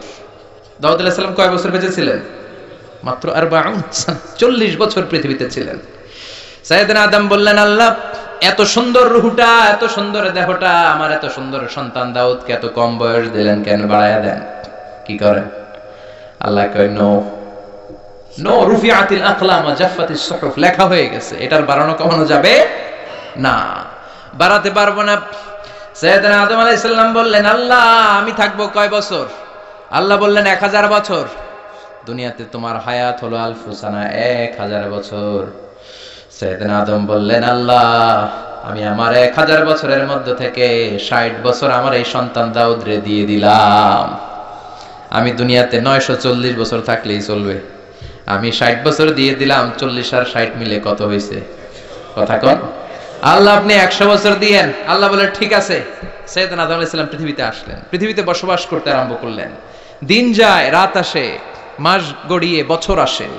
ঠিকই 940 বছর পর মালাকুল মাউত এসে হাজির, কারণ লিকুল্লি উম্মাতিন আজাল ফাইদা জাআ আজালুহা লা ইস্তাখিরুনা সাআতান ওয়া লা ইস্তাকদিমুন। মৃত্যুর অন টাইম একটা বিষয় আছে, নির্ধারিত সময়ে মরণ হয়। 940 বছরের ওই মুহূর্তে চলে আসলেন। মালাকুল মাউত বলে ও সাইয়েদনা আদম, মালাকুল মাউত আমি এসেছি, আপনার রূহ কবজ করার জন্য রেডি হয়ে যান। সাইয়েদনা আদম বলে কেন আসছো? কয় রূহ কবজ করতে। সাইয়েদনা আদম আলাইহিস সালাম বললেন এখন আসছো কেন? আমার আরো 60 বছর বাকি আছে। কয় বছর? মালাকুল মাউত বলে না আপনি 40 বছর দিয়ে দিয়েছিলেন, 60 বছর দান করেছেন, 940 বছরেই আপনারা চলে যাওয়ার কথা। আদম আলাইহিস সালাম কয় না আমি দেই নাই। কি কয়? আমি আরো আসুম, আরো 60 বছর থাকুম আমি, যাও তুমি। ভুলে গেছে। কি করেছে? ভুলে গেছে, মনেই করতে পারতেছে না যে দিছিল। রুহের জগতে 60 বছর যে দান করে দিয়েছিল দাউদ আলাইহিস সালামকে মনেই করতে পারছে না, স্মৃতি হাতরে হাতরে মরে যায়, মনে আসে না। এজন্য বিশ্বনবী বলেন নাসিয়া আদম ফানাসিয়া বানু, আদম আলাইহিস সালাম ভুলে গেছেন, তাই আমরাও মাঝে মাঝে ভুলে যাই। খাইয়াও কই খাই নাই, মাইরাও কই মারি নাই, আছে না নাই? জাহাদা আদম ফাজাহাদাত যুররিয়াতুহু, আদম আলাইহিস সালাম সেদিন অস্বীকার করেছেন, তাই আমরাও অস্বীকার করি, আছে না নাই? অনেক কিছু নিয়েও কয় নেই নাই, পাইয়াও কয় পাই নাই, ভুলে যায়। ভুলের কারণে আমরা এগুলো করে ফেলি। এজন্য নির্ধারিত একটা সময় আছে। আদম আলাইহিস সালাম বাঁচতে পারে নাই, ঠিক 1000 বছর পর আবার মালাকুল মাউত আসলেন, উনি চলে গেলেন। সুবহানাল্লাহ পড়েন। এভাবে সাইয়েদনা ইদ্রিস আলাইহিস সালাম চলে গেলেন, মুসা আলাইহিস সালামও চলে গেলেন। সাইয়েদনা মুসা আলাইহিস সালামের মৃত্যুর সময় যখন এসেছে, মালাকুল মাউত এসে সালাম না দিয়ে ঘরে ঢুকেছে। মুসা আলাইহিস সালাম বললেন, মান আন, তুমি কে? আনা মালাকুল মাউত। কেন আসছো? আপনার রূহ কবজ করতে আসছি। মুসা আলাইহিস সালাম দেখলেন দিব্যি একজন মানুষের মতো দেখা যায়, আর কয় মালাকুল মাউত। দেখা যায় কি আর বলে কি? সাইয়েদনা মুসা আলাইহিস সালাম বললেন, এদিকে আয়, রূহ কবজ করাইতেছি, আয়, come on here man, come on. মালাকুল মাউত এক পা আগায়, দুই পা পিছায়। মনে মনে ভাবে, দুনিয়ার সব মানুষগুলো আমারে দেখলে দেয় দৌড়, আজকে মনে হয় আমারে দিতে হবে দৌড়। ঠিক যেই চিন্তা ওই কাজ। সাহস করে গেলেন, থাপ্পড়। মুসা আলাইহিস সালামের কথার আগে হাত চলতো। কি চলতো? এক থাপ্পড় মেরে ফেরাউনের বাবুরচিরে দুনিয়া থেকে শেষ। ওই অভ্যাস তখনও ছিল, আবার দিলেন। এক থাপ্পড়ের চোটে চোখ নাই। মালাকুল মাউত যেটাই ভাবছেন ওইটাই আসলে দিছে দৌড়। এক দৌড়ে আল্লাহর কাছে। আল্লাহ বললেন, এটা অনেক মেজাজ ওয়ালা নবী, তোমার দিয়ে হবে না, তুমি যাও, তোমার চোখ আমি সারিয়ে দিলাম। রব্বুল আলামিন মুসা আলাইহিস সালামকে ডেকে বললেন, মুসা, তোমার হাতটা একটা গরুর পিঠের উপরে রাখো। রাখলাম। হাতের নিচে গরুর যত পশম, প্রতিটা পশমের বিনিময়ে হায়াত বাড়িয়ে দিলাম। সাইয়েদনা মুসা আলাইহিস সালাম বললেন, আল্লাহ, বুঝলাম হাতের নিচে 2000 পশম, 2000 বছর হায়াত বাড়িয়ে দিলেন, কিন্তু এই এক্সট্রা হায়াত যখন শেষ হয়ে যাবে তারপরে কি হবে ওইটা আগে কোন, আগে ওই মীমাংসা করেন। 2000 বছর তো বাঁচবে, এরপরে কি হবে? আল্লাহ বললেন, কুল্লু নাফসিন যায়িকাতুল মাউত, এই পৃথিবীতে যারা প্রাণ নিয়ে এসেছে সবাইকে চলে যেতে হবে, কেউ থাকবে? তুমিও থাকতে পারবে না। সাইয়েদনা মুসা আলাইহিস সালাম বললেন, ফাল আনা, তাহলে আমি এখনই চলে যাব। আল্লাহু আকবার। চলে গেলেন। বিশ্বনবীও থাকতে পারলেন না, পেরেছেন? কথা কোন? বিশ্বনবী কোথায়? কোথায়? ডেকে লও মাবুদ আল্লাহ, রওজা পাকের কিনারে, আমি কেঁদে কেঁদে হই গো সারা, ধন্য করো দিদারে। দুই সাথীকে পাশে নিয়ে হায়, ঘুমিয়ে আছে নিঝুম নিরালায়, আমি সইতে পারি না বিরহ জ্বালা, ধন্য করো দিদারে। পড়েন আমিন। দিদার অনেক বড় নিয়ামত। বিশ্বনবীকে স্বপ্ন জগতে দেখতে পাওয়া সাধারণ চারটেখানি বিষয় না, কিন্তু এটা বিশ্বনবীর কাছে চাওয়া যায় না। চাবেন কার কাছে? এজন্য ডেকে লাও রাসূলুল্লাহ নয়, ডেকে লাও মাবুদ আল্লাহ। চিল্লায় বলেন ঠিক কিনা? আল্লাহর কাছে যাইতে হবে, নবীর কাছে নয়। কাকে দিদার দেয়া হয়, কাকে দেয়া হয় না, এটা মীমাংসা করে কে? এটা ডিসাইড করে কে? এই জন্য চাইতে হবে কার কাছে? বিশ্বনবীও থাকতে পারেন নাই, চলে গেলেন, প্রচন্ড অসুস্থ। বিশ্বনবী আয়েশারে বললেন, ও আয়েশা, আমার পেটের ভেতরে প্রচন্ড ব্যথা। ওই যে খায়বার দুর্গে এক ইহুদির বাড়িতে দাওয়াত খেতে গিয়েছিলাম, ইহুদি মহিলা গোশতের মধ্যে বিষ মাখিয়ে দিয়েছিল, আমার মনে হয় বিষের ব্যথা আবার শুরু হয়েছে। বিশ্বনবী ওই বিষের ব্যথায় মারা গিয়েছেন। কাউকে বিষ পান করিয়ে মারলে লোকটা শহীদ। বিশ্বনবী শুধুমাত্র কেবলমাত্র নবী নয়, ওনার নবুয়তও আছে, আবার শাহাদাতও আছে। সুবহানাল্লাহ পড়েন। জামাআ বাইনান নবুওয়া ওয়া শাহাদা। বিশ্বনবী শহীদ, আবার তিনি নবী। জানো তেন নবী নাকি? শেষ নবী, সব নবীর সেরা নবী। কোন নবীর সাথে আমার নবীর কোন তুলনা চলে? এই নবীও থাকতে পারলেন না। বলে, আয়েশা, ব্যথা আমি থাকতে পারি না। ওই যে খায়বার দুর্গের বিজয়ের পরে ইহুদির বাড়িতে খেতে গিয়েছিলাম, ইহুদি মহিলা ছাগলের গোশতের মধ্যে বিষ মাখিয়ে দিয়েছে, ওই বিষের ব্যথা আমাকে কাবু করে ফেলেছে। বিশ্বনবী কাঁদে, হুশ ফিরে পায়, আবার বেহুশ হয়। সাহাবাদের মধ্যে কান্নার রোল। বিশ্বনবী উঠে দাঁড়াতে পারেন না, মসজিদে নববীতেও যেতে পারেন না, জামাতের নামাজের ইমামতিও করতে পারেন না। সাইয়েদনা আবু বকরকে বললেন, আবু বকর, আমার অবর্তমানে তুমি মসজিদে নামাজ পড়াও। সাইয়েদনা আবু বকর নামাজ শুরু করে দিলেন। বিশ্বনবী বললেন, আয়েশা একটু ঠান্ডা পানি আনো। ঘেমে ঘেমে বিশ্বনবী হয়রান।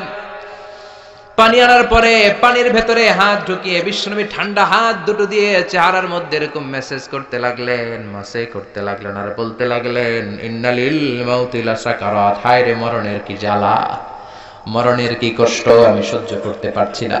বিশ্বনবীর এই কষ্ট দেখে বিশ্বনবীর কলিজার টুকরা নয়নের পুটুলি সাইয়েদাতুনা ফাতেমা কেঁদে কেঁদে হয়রান, চিৎকার দিয়ে বলে, ইয়া করবা আবা, ইয়া করবা আবা, আমার বাবার কি কষ্ট হচ্ছে, না জানি আমার বাবার কত যন্ত্রণা হচ্ছে। বিশ্বনবী সান্ত্বনা দিয়ে বলে, ফাতেমা কেঁদো না, আজকের দিনের পরে তোমার বাবার আর কোনো কষ্ট হবে না, সব কষ্ট আজকেই শেষ হয়ে যাবে। হঠাৎ সাইয়েদনা ফাতিমাতুজ জোহরার কানে কানে কি যেন বললেন, উনি কাঁদলেন। আবার কানে কানে কি যেন বললেন, উনি হাসলেন। বিশ্বনবীর ইন্তেকালের পরে মা আয়েশা জিজ্ঞেস করলেন, ও ফাতেমা, বিশ্বনবীর ইন্তেকালের দিন তোমার কানে কানে কি যেন বললো, তুমি কেঁদে দিলা কেন? আবার একটু পরে কি যেন বললা, হেসে দিলা কেন? ফাতেমা বলে, বিশ্বনবী আমার কানে কানে বলেছিল, ও ফাতেমা, ধৈর্য ধারণ করো, আমার সময় আর বেশি নাই, কারণ আলিয়াউমা আকমালতু লাকুম দীনাকুম ওয়া আতমামতু আলাইকুম নি'মাতি ওয়া রাদিতু লাকুমুল ইসলাম দীনা। ইসলামকে আল্লাহ পরিপূর্ণ করেছেন, আমি হয়তো আর পৃথিবীর বুকে থাকবো না, আমি চলে যাব রে ফাতেমা। সাইয়েদাতুনা ফাতেমা কাঁদতে শুরু করলেন। কিছুক্ষণ পর আবার কানে কানে বললেন, ও ফাতেমা, তুমি কেঁদো না, আমার ইন্তেকালের পরে আমার পরিবার বর্গের মধ্য থেকে অল্প কিছু দিনের ব্যবধানে তোমার সাথে আমার আখিরাতে দেখা হয়ে যাবে রে ফাতেমা। সাইয়েদাতুনা ফাতেমা তখন হেসে দিলেন, পড়েন আল্লাহু আকবার। ওই বিশ্বনবীও কি থাকতে পারছে নাকি? কথা কন, আপনারা পারবেন? আমরা পারবো? এজন্য আল্লাহ বললেন, আল্লাহকুমুত তাকাসুরু হাত্তা যুরতুমুল মাকাবির, দুনিয়ার লোভ লালসা তোমাদেরকে পাগল বানিয়ে দিয়েছে। এই পাগলামি আর মোহ তোমাদের থামবে না যতদিন না তোমরা কবরের ভেতরে ঢুকবা। কার কথা? কার কথা? আলহাকুমুত তাকাসুর, বেশি বেশি চাওয়ার লোভ তোমাদের মধ্যে বাসা বেঁধেছে। বেশি বেশি পাওয়ার আকাঙ্ক্ষা আমাদের আছে না নাই? এটা আছে ওটা চাই, নারী আছে গাড়ি চাই, বাড়ি আছে ওটা চাই, চাওয়ার কোনো শেষ নাই। আনলিমিটেড হিউম্যান ডিমান্ডস আছে না নাই? সোনের ঘর মনে মনে কয় টিনের ঘর হলে ভালো, আল্লাহ টিনের ঘরের ব্যবস্থা করে দিল। এবার মনে মনে কয় কাঁচা পাকা দালান হলে ভালো, এটাও হইছে। তারপর ভাবে একটা পাকা দালান যদি হইতো কত ভালো হইতো, ওইটাও আল্লাহ ব্যবস্থা করে দিছে। এবার মনে মনে কয় একটা ফ্ল্যাট যদি কিনতে পারতাম, আছে না নাই? কথা বলে। সাইকেল যার আছে হুন্ডা চায়, হুন্ডা যার আছে প্রাইভেট কার চায়, প্রাইভেট কার যার আছে হেলিকপ্টার চায়, আছে না নাই? যিনি মেম্বার চেয়ারম্যান হতে চায়, চেয়ারম্যান সাহেব এমপি হতে চায়, এমপি সাহেব মন্ত্রী হইতে চায়, মন্ত্রী কি হইতে চায়? বাংলাদেশে এই সুযোগ নাই। বাংলাদেশে হয় উনি নয় উনি, এই দুই উনির বাইরে কেউ হবে? কথা কন, আরো জোরে বলেন। আল্লাহ ওনাদেরকে ভালোভাবে চালানোর তৌফিক দেখ। এই দুইটা মাই তো আমরা পাইছিলাম, ঠিক কিনা? এই মা যদি আমগরে আগলে রাখে, আমরা সন্তানরা কোন আপত্তি জানাবো না, কিন্তু ইসলাম দিয়ে চালাতে হবে দেশ। চিল্লায় বলো ঠিক কিনা? এজন্য আল্লাহ বললেন, আলহাকুমুত তাকাসুর, বেশি বেশি পাওয়ার আকাঙ্ক্ষা তোমাকে পাগল বানিয়ে দিয়েছে। পাগলের মতো আমরা ছুটছি, আরো লাগবে, আরো আরো খাবো, সব আমার, এরকম একটা মানসিকতা আছে না নাই? লাগলেও চায়, না লাগলেও চায়। মোবাইল নাই, আল্লাহর কাছে কান্দে, আল্লাহ একটা মোবাইল যদি থাকতো, সবার হাতে মোবাইল, সবাই টিপে, আমি টিপতে পারি না, আছে না নাই? আল্লাহ একটা নোকিয়া সেটার ব্যবস্থা করে দিছে। এবার মনে মনে কয় এরকম একটা যদি পাইতাম, টাচ মোবাইল, টাচ করলে গান বাইর হয়, আছে না নাই? আল্লাহ এটাও দিয়ে দিলে। এবার কয় আল্লাহ, অনেকে দেখি পিছনে একটা আপেল থাকে, আপেল চিনো? হ্যাঁ, আইফোন আপেল থাকে না? আল্লাহ একটা আপেল দরকার, আপেল, আল্লাহ একটা আপেলের ব্যবস্থা করে দিছে। এবার কয় আল্লাহ আইপ্যাড লাগবে, আইপ্যাড, এটারে কয় আইপ্যাড। এরপর আল্লাহ আইপ্যাডে দিছে। এবার কয় আল্লাহ ম্যাকবুক প্রো লাগবে, চিনো? আমার বাসায় একটা আছে ম্যাকবুক প্রো, ওইটা হাই কনফিগারেশনের কাজগুলো করার জন্য লাগে, রিসার্চের কাজে, বিভিন্ন কাজে লাগে, ওইটাও আল্লাহ দিছে। এবার কয় আল্লাহ ক্রেওয়ান সুপার কম্পিউটার লাগবে। ইউনাইটেড স্টেটস অফ আমেরিকাতে যারা মিলিটারি বেইজে কাজ করে, তাদের ম্যাথমেটিক্যাল ইকুয়েশন ড্র করার জন্য ওইটা লাগে। ওইটাও দিছে, এবার আল্লাহ আরেকটা লাগবে, আছে না নাই? মানুষের চাহিদার কোনো শেষ নাই। এজন্য আল্লাহ বললেন আলহাকুমুত তাকাসুরু হাত্তা যুরতুমুল মাকাবির। মানুষের অতিরিক্ত পাওয়া, এই প্রাচুর্যতার লোভের কোনো শেষ নাই যতক্ষণ না মানুষ কবরে ঢুকবে, ঠিক কি না? মানুষের স্বভাব হলো আরো চাই, কি কয়? আরো চাই। এটা ফকিরের স্বভাব। কার স্বভাব? তার মানে আমরা সব ফকির নি, আমরা কি ধনীকে? জুমার দিনে দেখবেন ফকিররা কি করে, যেদিকে টাকা ওইদিকে খাল্লা মারে, যেদিকে টাকা হাত পাতে আবার ওদিকে, আবার ওদিকে, খালি চায়, লাগলেও চায়, না লাগলেও চায়, ঠিক কি না? এজন্য আল্লাহ বললেন ইয়া আইয়ুহান নাসু আনতুমুল ফুকারাউ ইলাল্লাহ ওয়াল্লাহু হুয়াল গনিয়ুল হামিদ। ও গোলামেরা, তোরা হলি ফকির, ধনী একজন তিনি কে? চাহিদা আর আমাদের শেষ নাই, আরো লাগবে, আরো লাগবে। ওর বাড়ি আছে, আমারও বাড়ি লাগবে, ওর গাড়ি আছে, আমারও গাড়ি লাগবে, ও নামাজ পড়ে, আমারও নামাজ লাগবে, এটা নাই। কথা কন। ও যাকাত দেয়, আমিও দিমু, এটা নাই। ওর মেয়েগুলো পর্দা করে, আমার তারাও পর্দা করামু, ওইটা নাই। কিন্তু ওর বাড়ি আছে 2টা, আমার লাগবো 3টা। ওর গাড়ি আছে 4টা, আমার লাগবো। ওর আছে 6 তলা বিল্ডিং, আমার কয় তলা? ইয়াতাতাওয়ালুনা ফিল বুনিয়ান ওয়ান তারাল হুফাতাল উরাতাল আলাতা রিয়া আশা ইয়াতাতাওয়ালুনা ফিল বুনিয়ান। বিষ্ণু বললেন কিয়ামতের একটা আলামত হলো, before the day of judgment people will start to compete to construct high rises buildings in the cities. শহরে বড় বড় বিল্ডিং বানানোর প্রতিযোগিতা করবে, ঠিক কি না? বিষ্ণু বললেন যাদের পায়ে জুতা নাই, গায়ে জামা নাই, খাওয়ার মতো খাবার নাই, তারা একদিন এলাকায় ধনী হয়ে যাবে, এরকম আছে না নাই? তারপরে বিল্ডিং বানানোর প্রতিযোগিতা করবে আর বলবে সব আমার, আমার এলাকা, আমি এই এলাকার নেতা খেতা, আছে না নাই? কিশোরগঞ্জে মনে হয় নাই? প্রতিযোগিতা আছে না? কে কাটছে বড় করতে পারে, হালাল না হারাম, 2 হাতে এরকম করে, আচ্ছা না নাই? মুরব্বী যারা উত্তর দেন। আজ থেকে ধরেন 30 বছর আগের কথা, কিশোরগঞ্জে বড় বড় বিল্ডিং আছিল? কথা কন। হ্যাঁ, ছিল না। ঢাকায় ছিল? ছিল খুবই অল্প। এখনকার মতো ছিল এরকম বিল্ডিং? 1টা 2টা বিল্ডিং ছিল, কিন্তু এখন বিল্ডিং এর শেষ নাই। তার মানে বিষ্ণু যে আলামতের কথা বলেছে অক্ষরে অক্ষরে ফলেছে, চিল্লায় কোন ঠিক কি না? আরব বিশ্ব বড় বড় বিল্ডিং, একটার পর একটা টাওয়ার বানায়, এইটার চেয়ে ওইটা হতে হবে বড়, ওইটার চেয়ে ওইটা হতে হবে বড়, প্রতিযোগিতা আছে না নাই? দুবাইতে এখন যেটা আছে এটা সবচেয়ে বড়, বুর্জ খলিফা, নাম শুনছেন? বুর্জ আল খলিফা 170 তলা উঁচু, 1000 মিটার উঁচু। এটা কয় হাজার মিটার? তার মানে 1 কিলোমিটার উঁচা। তাকাইতে পারবেন? টুপি পরে যাবে পিছনে, ঠিক কিনা? তো দুবাই যখন আগায় গেল, সৌদি মনে মনে করে দুবাই আগায় যেতেছে, আমরা বসে থাকবো কেন? আমরা বানাবো এর চেয়েও বড়। ওরা বানাবে 1000 মিটার উঁচা, আমাদেরটা বানাবো 1001 মিটার উঁচা। আহা, 1 মিটার বড়। প্রতিযোগিতা আছে না নাই? এখনো হয় নাই। কিংডম টাওয়ার, বিশাল বিশাল এই কিংডম টাওয়ার, অবাক করা কাণ্ড। চায়নাতে আছে সাংহাই টাওয়ার, মিশরে আছে বুর্জ আল কাহেরা, মালয়েশিয়াতে আছে পেট্রোনাস টুইন টাওয়ার 88 তলা, 41st and 42nd ফ্লোরে একটা ব্রিজ বানিয়ে দিয়েছে, এটার ভিতর থেকে ওটার ভিতরে ঢোকা যায়। কিয়ামতের দিন যখন ইদা জুলজিলাতিল আরদু জিলজালাহা বলে আল্লাহ একটা ভূমিকম্প দিবে, একটা বিল্ডিং আর টাওয়ারও টিকবে? কথা বলেন, টিকবে? এজন্য আল্লাহ বললেন আলহাকুমুত তাকাসুরু হাত্তা যুরতুমুল মাকাবির। তোমাদের লোভ, অতিরিক্ত পাওয়া, বড় বড় বিল্ডিং করার ইচ্ছা কোনোদিন কমবে না, থামবে না যতক্ষণ না তোমরা কবরে ঢুকো, ঠিক কি না? টাকা উপার্জন করতে, বিল্ডিং বানাতে বাধা নাই, কিন্তু টাকা হইতে হবে হালাল টাকা। কি টাকা? হারাম দিয়ে করলে বরকত আছে নাকি? যারা হারাম খায় তাদের দোয়া কবুল হয় নাকি?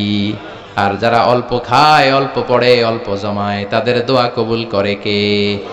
সাদ বিন ওয়াক্কাস বিশ্বনবীর সাহাবী, বিশ্বনবীরে বললেন ও নবী দোয়া করে দেন যাতে আমি মুস্তাজাবুদ দাওয়া হয়ে যাই। মুস্তাজাবুদ দাওয়া মানে এমন লোক যিনি দোয়া করার সাথে সাথে দোয়াটা কবুল করে কে? বিশ্বনবী বললেন ও সাদ, চিন্তা করো না, আতিব মাতাআমাকা তাকুন মুস্তাজাবাদ দাওয়া, যেটা খাবে হালাল খাবে, যেটা পড়বে হালাল পড়বে, তাহলেই তুমি মুস্তাজাবুদ দাওয়া। সুবহানাল্লাহ। হালাল খাইলেই দোয়া কবুল।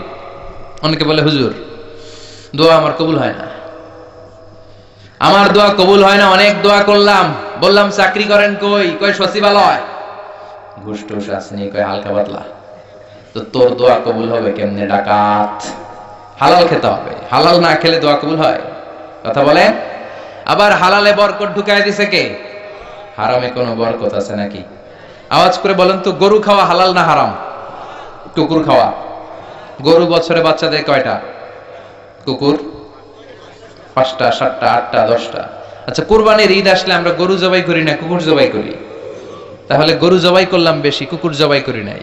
গরু খাই, কুকুর খাই না। গরু বাচ্চা দেয় কম, কুকুর বাচ্চা দেয় বেশি। তারপরও কিশোরগঞ্জে গরু বেশি না কুকুর বেশি? কথা বলেন। এত গরু আসলো কোথেকে? কারণ গরু হালাল, আর হালালের ভেতরে বরকত ঢুকিয়ে দিয়েছে কে? এজন্য আল্লাহ বললেন হালাল পন্থায় উপার্জন করার সমস্যা নাই, কিন্তু হারামের মিশ্রণ থাকলে তোমার দোয়া কবুল হবে। হারাম খেয়ে যে দেহটা বর্ধনশীল হয়, দেহের যে অংশ বাড়ে, ওই অংশটারে জাহান্নামের আগুনে পুড়াবে কে? এজন্য আল্লাহ বললেন আল্লাহকুমুত তাকাসুরু হাত্তা যুরতুমুল মাকাবির। দুনিয়ার লোভ তোমাদেরকে পাগল বানিয়ে রেখেছে। তোমাদের এই পাগলামি কমবে না যতদিন না কবরে না ঢুকো, ঠিক কি না? কবরে আমাদেরকে ঢুকাই লাগবে, কবরের প্রস্তুতি আমাদেরকে নেয়াই লাগবে। জোরে কোন ঠিক কি না? বিষ্ণু বলেন কবরে তোমাদেরকে প্রশ্ন করা হবে, কবরের ভেতরে তোমাদেরকে সুয়াল করা হবে। কয়টা? সবাই কোন? আসলে মুমিনদেরকে সুয়াল করা হবে কয়টা?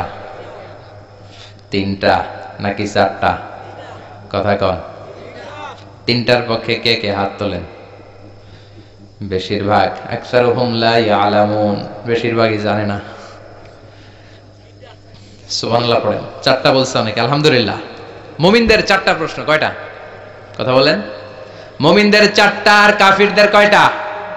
কাফিরদের 3টা। বিশ্বনবী বললেন আর আল কবরু রাউদাতুম মিন রিয়াদিল জান্নাহ ওয়া হুফরাতুম মিন হুফারিন নার। এই কবরটা কারো জন্য জান্নাতের বাগান, কারো জন্য জাহান্নামের গর্ত। ও আল্লাহ, আমাদের কবরটারে তুমি জান্নাতের বাগান বানিয়ে দাও। লম্বা একটা সময় আমাদের কাটাতে হবে। মরার পরে আপনার মনে হবে আমার পুরো জীবনটাই ছিল একটা দুঃস্বপ্ন। নতুন এক লম্বা জীবন, এই সময় যেন আর কাটে না। হাজার হাজার বছর শুয়ে থাকতে হবে। অন্ধকার রাত, ঘুটঘুটে অন্ধকার। এই অন্ধকার যেন শেষ হবার নয়। চিল্লায় বলেন ঠিক কিনা? মুমিনদেরকে প্রথম প্রশ্ন করা হবে তোমার রবের নাম কি? মার রব্বুক, আমাদের রবের নাম কি? আল্লাহ আমারে রব, এই রবই আমার সব। সবাই বলেন আল্লাহ আমারে রব, এই রবি আমার সব। দমে দমে তনু মনে তারি অনুভব। আল্লাহ আমারে রব, এই রবি আমার সব। তোমার দুনিয়াতে আমি যেদিকে তাকাই, অথই নেয়ামতে ডুবে আছি সবাই। পাখালির গানে শুনি তসবিহ কলরব, তসবিহ কলরব। আল্লাহ আমার রব, এই রবি আমার সব। পড়েন আল্লাহ আমার রব, এই রবি আমার সব। প্রথম প্রশ্ন করা হবে মার রব্বুক, রবের নাম কি? আমরা কি বলবো? আল্লাহ। দ্বিতীয় প্রশ্ন করা হবে ওমা দীনুক, তোমার ধর্মের নাম কি? আমরা কি বলবো? আলহামদুলিল্লাহ, সবাই পড়ে। তৃতীয় প্রশ্ন করা হবে বিশ্বনবীর চেহারাটা দেখিয়ে বলা হবে মান হাযার রাজুল, এই লোকটারে চিনো কিনা? আমরা বলবো চিনি, উনি আমাদের প্রাণের নবী, ঠিক কিনা? চাঁদের চেয়ে সুন্দর তুমি নবী আমার কামলিওয়ালা। সুবহানাল্লাহ পড়েন। দো জাহানের বাদশা তুমি প্যারা নবী সাল্লাল্লাহু আলা। দো জাহানের বাদশা তুমি প্যারা নবী সাল্লাল্লাহু আলা। চাঁদের চেয়ে সুন্দর তুমি নবী আমার কামলিওয়ালা। পড়েন আল্লাহু আকবার। আমরা বলবো এটা আমাদের বিশ্ব নবী, এটা আমাদের প্রাণের নবী। এই নবীর জন্য আমরা সব করতে রাজি ছিলাম। এই নবীকে ছাড়া আমরা কিছু বুঝতাম না, কারণ এই নবীবাদ তো কোরআনবাদ, নবীবাদ তো ইসলামবাদ। এই নবী আছে তো সব আছে, ঠিক কিনা? নবীর মাধ্যমে আমরা চিনেছি কারে? নবী আমাদেরকে সালাত শিখিয়েছেন, যাকাত শিখিয়েছেন, নবী কেমন করে হজ করতে হয় সেটা দেখিয়েছেন, কেমন করে ভদ্র হতে হয়, কেমন করে ইনসাফ প্রতিষ্ঠা করতে হয়, কেমন করে বিজাতিদের সাথে আচরণ করতে হয়, কেমন করে পররাষ্ট্রনীতি পরিচালনা করতে হয়, কেমন করে স্ত্রীদের সাথে আচরণ করতে হয়। কেমন করে ছোট্ট ছোট্ট বাচ্চাদের মাথায় হাত বুলিয়ে দিতে হয়, সবকিছু বিশ্বনবী আমাদেরকে শিখিয়েছে, ঠিক কি না? আমরা বলবো এটা আমাদের প্রাণের রাসূল, এই রাসূলকে ছাড়া আমরা কিচ্ছু বুঝি না। আল্লাহু আকবার। তিনটা প্রশ্নের উত্তর যখন করতে পারবেন, চতুর্থ আরেকটা প্রশ্ন আপনাদেরকে করা হবে, ওমা ইলমুক, শিখে যান। ওই দিন মনে পড়বে আমার কথা, আজারের ভিতরে ঠিকই কইছিল, প্রশ্ন তার একটা আছে, পড়াইছি তিনটা, আরেকটা আসছে নতুন করে, ঝামেলা আছে না নাই? পরীক্ষায় প্রশ্ন চারটা, শিখছেন কয়টা? আরেকটার জন্য ভেজাল আছে না? চতুর্থ প্রশ্ন, ওমা ইলমুক, এলেম কি, মানে কোত্থেকে পারলা? এই তিনটা প্রশ্নের উত্তর কেমন করে জানলা? কাফনের কাপড়ে লিখে আনছো কিনা, নাকি হাতের মধ্যে কেউ লেখা দিছিল? অনেকে স্কেলের মধ্যে এরকম নকল নিয়ে যায়, আছে না নাই?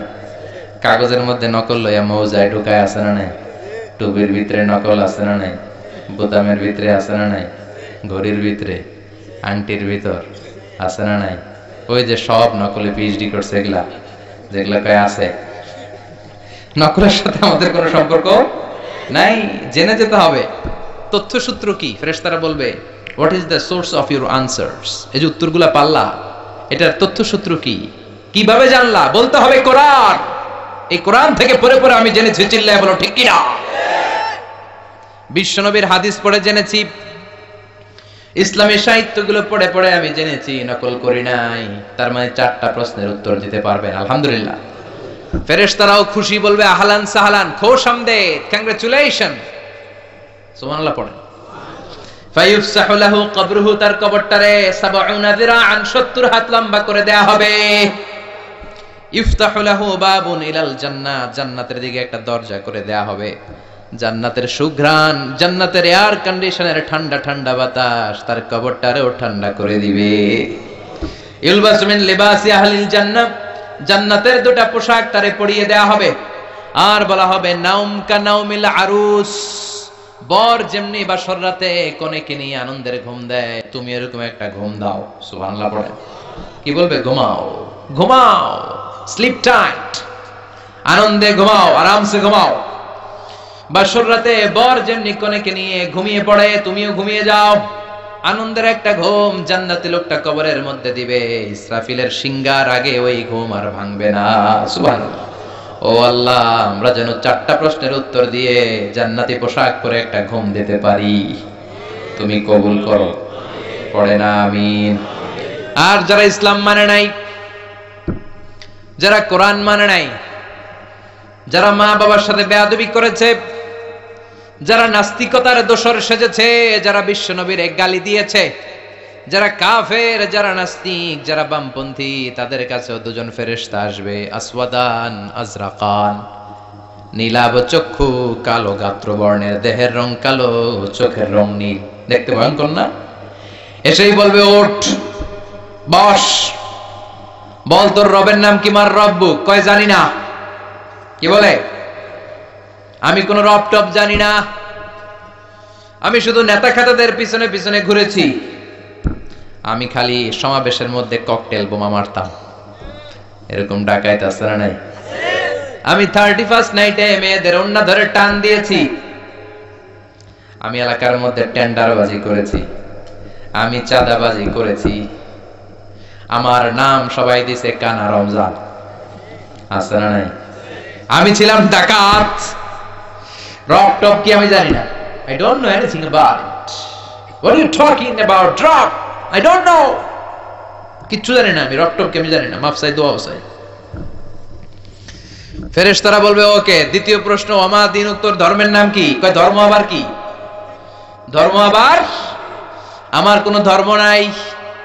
আমি মাও সেতুংয়ের রাজনীতি করতাম, কার্ল মার্কসের রাজনীতি করতাম, আমি জ্বালাও পোড়াওয়ের রাজনীতি করতাম, আমি মানুষ মারতাম, আমি ছিলাম মার্ডারের বড় ক্যাডার, একের পর এক মার্ডার করতাম খালি আমি, আমার মতো গুলি চালাতে কেউ জানতো না, আমি ছিলাম সন্ত্রাসদের বস, কুখ্যাত সন্ত্রাসী, আমার কোনো দিন নাই। তৃতীয় প্রশ্ন, ওমান হাযার রাজুল, এই লোকটাকে? কই চিনি না, তবে উনারে আমি গালি দিতাম দুনিয়াতে, উনার বিরুদ্ধে কথা বলার জন্য একটা বিরিয়ানির প্যাকেট পাইলে শাহবাগের মঞ্চে ওইটা মিছিল দিতাম। আসলে না এরকম টাকায়? চিনি না, আমি চিনি না, আমি ওনারে গালি মারতাম। ফেরেশতারা কে দাঁড়া, আঙ্গুল খেলা শুরু করতেছে। তিনটা প্রশ্নের উত্তর যখন দিতে ব্যর্থ হলো, ফেরেশতারা বলবে হায় আফসোস, লা দারাইতা ওয়ালা তালাইতা, কিছুই তো পারলি না তুই, কপাল পোড়া ডাকাত, কিছুই পারলি না, এখন তোর কি হবে? হাতে থাকবে বিশাল হেমার, ফায়ুদরাবু বিমাতারিকা মিন হাদিদ, লোহার একটা হাতুড়ি দিয়ে মাথার মধ্যে দিবে বাড়ি, ও মা গো কইয়া দিব চিৎকার। এক বাড়িতে মাথা নাই, ঠ্যাং নাই, দেহটা চূর্ণ বিচূর্ণ হয়ে যাবে, 70 গজ জমিনের ভেতরে ঢুকে যাবে, ওর চিৎকারে পুরো কবরস্থানটা তখন থারথার করে কাঁপবে। এই হলো 1 নাম্বার শাস্তি। 2 নাম্বার শাস্তি, দেহটা আবার মিলে যাবে, আবার হাতুড়ি দিয়ে বাড়ি, আবার ও মা গো বলে চিৎকার, আবার দেহটা ফিট হয়ে যাবে। জমিনকে বলা হবে ইয়া আরদু ইলতাইমি, ও জমিন তুমি 2 দিক থেকে এই টাকাটারে চাপা দাও। জমিন চাপা দিবে, ক্লাপস করবে, ডান দিকের পাজর বায়ে চলে যাবে, বাম দিকের হাড্ডি ডান দিকে আসবে, পুরো দেহটা পাউডার হয়ে যাবে। হাত্তা সাআ, কিয়ামত পর্যন্ত, ইসরাফিলের সিংহায় ফুৎকার পর্যন্ত এই শাস্তি, এই পানিশমেন্ট, এই খেলা চলতেই থাকবে। চিল্লায় পড়েন নাউযুবিল্লাহ। এজন্য বিশ্বনবী আল্লাহর কাছে দোয়া করতেন, আল্লাহ আল্লাহুম্মা ইন্না নাউযু বিকা মিন আযাবিল কবর, ও আল্লাহ কবরের আযাব থেকে তুমি আমাদের বাঁচাও। পড়েন আমিন, আর জোরে পড়েন আমিন। আবার বিশ্বনবী কবর দেখলে এখানে গাছ রোপণ করে দিতেন, কবরের পাশে গাছ লাগিয়ে দিলে গাছগুলো যে পাতাগুলো যে জিকির করে, ওইটার কারণে কবরের আযাব মাফ করে কে? আবার বিশ্বনবী কবর উঁচু করতে নিষেধ করেছেন। সাইয়েদনা আলীকে মদিনায় বললেন, ও আলী, মদিনায় যত উঁচু কবর দেখবা ভেঙে ফেলবা। ইসলামে কোনো উঁচু করে কবর রাখার বিধান নাই, চিল্লায় বলেন ঠিক কিনা? আবার কবরের কাছে যে চাওয়ার কোনো বিধান নাই, চাইতে হবে কার কাছে? কেউ ফিরে না খালি হাতে, খাজারে তোর দরবারেতে। বলে না অনেকে, বলে নাউজুবিল্লাহ পড়বেন না? ভুয়া কথা, অনেকে অনেক কিছু নিয়ে যায়, খালি হাতে ফিরে। দামি ঘড়ি নিয়ে ওই দরবারে যাবেন, দেখবেন চোর ঘড়ি চুরি করে ফেলছে, আপনি খালি হাতে ফিরতেছেন। আছে না নাই? দামি জুতা নিয়ে গেলে ধাক্কা ধাক্কিতে জুতা কই, আমনে কই, ঠিক নাই? তার মানে খালি পায়ে ফিরে। একটা দরবার থেকে কেউ কোনোদিন খালি হাতে ফিরে না। দরবারটা কার? কেউ ফিরে না খালি হাতে, আল্লাহরে তোর দরবারেতে। সবাই পড়েন, কেউ ফিরে না। এজন্য বিশ্বনবী বলতেন, খবরদার কবরের কাছে যে কিছু চাওয়া যাবে না, কারণ আল মাইয়িতু ফিল কবর কাল গরিকু ফিল বাহর। সাঁতার না জানা ব্যক্তি সাগরে পড়লে যেরকম অসহায়, কবরে গেলে মানুষ তেমন অসহায়, ঠিক কি না?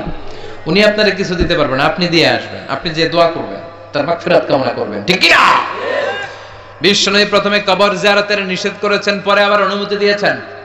বিশ্বনবী বলেছেন, নাহাইতুকুম আন জিয়ারাতিল কুবুর আলআনা ফাজুরুহা ফাইন্নাহা তুযাক্কিরুল আখিরা। আগে আমি কবর জিয়ারত করতে বারণ করতাম, এখন আমি অনুমতি দিলাম, কবর জিয়ারত করো। কবর জিয়ারত করা সুন্নাত, কোন সুবহানাল্লাহ। কবর জিয়ারত করেন, আব্বার কবরের সামনে যান, মায়ের কবরের সামনে দাঁড়ান, মাফ চান, আর চিন্তা করেন আব্বারে তো আমার হাতে রেখে গেলাম এইখানে, আমারও তো দাড়িগুলো সাদা হতে শুরু করেছে, চুলগুলো পাকতে শুরু করেছে, কয়েক বছরের ব্যবধানে হয়তো আমার